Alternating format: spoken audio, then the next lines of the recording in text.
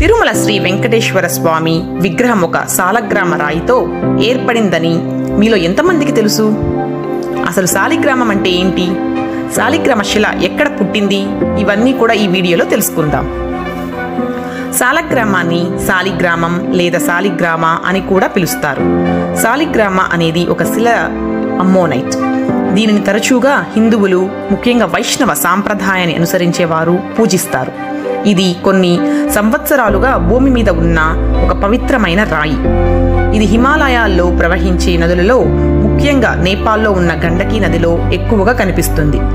ఈ రాయి హిందూ మతంలో ఉన్న దేవతలలో ఒకరైన శ్రీ మహావిష్ణువు యొక్క మరో రూపంగా పరిగణించబడుతుంది మరియు పవిత్రమైన వస్తువుగా గౌరవించబడుతుంది.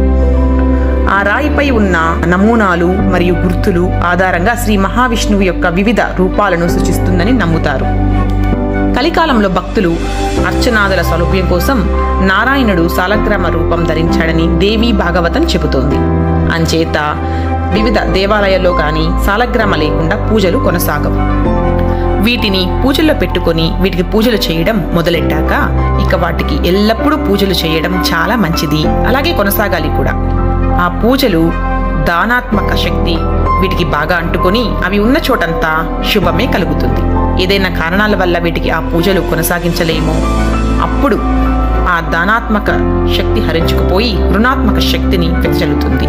అప్పుడు ఆ రాళ్ళు ఉన్న చోటంతా చెడు జరుగుతుందని చెబుతూ ఉంటారు. వీటికి మొదట ఏదైతే నైవేద్యముగా సమర్పిస్తామో వాటిని ఎప్పుడూ సమర్పిస్తూనే ఉండాలి. అంటే పాయసం పెట్టడం మొదలెడితే అదే ఎల్లప్పుడూ పెడుతూనే ఉండాలి. అందుకే చాలా మంది నీటినే నైవేద్యముగా పెడుతూ ఉంటారు.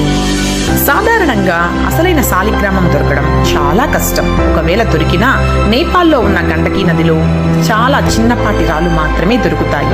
అలాంటిది తిరుమల వెంకటేశ్వర స్వామి దాదాపు 9.5 అడుగుల ఎత్తున్న మహాసాలిగ్రామం స్వయంభుగా వెలిసింది.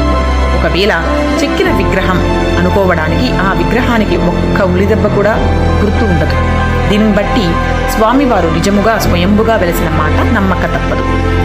ఇంతవరకు ఉన్న అన్ని పౌరాణిక విషయంలో సైన్స్ని నమ్మేవారు ఏదో ఒకటి చెప్పి దేవుడు లేడు అని రుజువు చేయడానికి ప్రయత్నిస్తుంటారు. తిరుమలలో ఉండే విగ్రహం ఎక్కడా దొరకని మహోన్నతమైన సాలిగ్రామ రాయితో ఎలా ఏర్పడింది అన్న విషయాలు నిరూపించడానికి వారికి ఎలాంటి ఆధారాలు దొరకలేదు. అందుకేనేమో ఇస్రో వంటి గొప్ప శాస్త్రవేత్తలు కూడా రాకెట్ని లాంచ్ చేయబోయే ముందు నమూనా రాకెట్కి తిరుమలలో పూజ చేయిస్తారు. మన మేధస్సు ఎన్నో రెట్లు పెరిగినా తిరుమల వెంకటనాథుని సాలిగ్రామ విగ్రహ రహస్యాన్ని తెలుసుకోలేమని, అదంతా సాక్షాత్తు శ్రీనివాసుని లీల అని పండితులు చెబుతుంటారు. ఈ వీడియో మీకు నచ్చినట్లయితే లైక్ చేయండి, షేర్ చేయండి. ఇలాంటి మరెన్నో విషయాలు తెలుసుకోవాలనుకుంటే మా ఛానల్ని సబ్స్క్రైబ్ చేసుకోండి.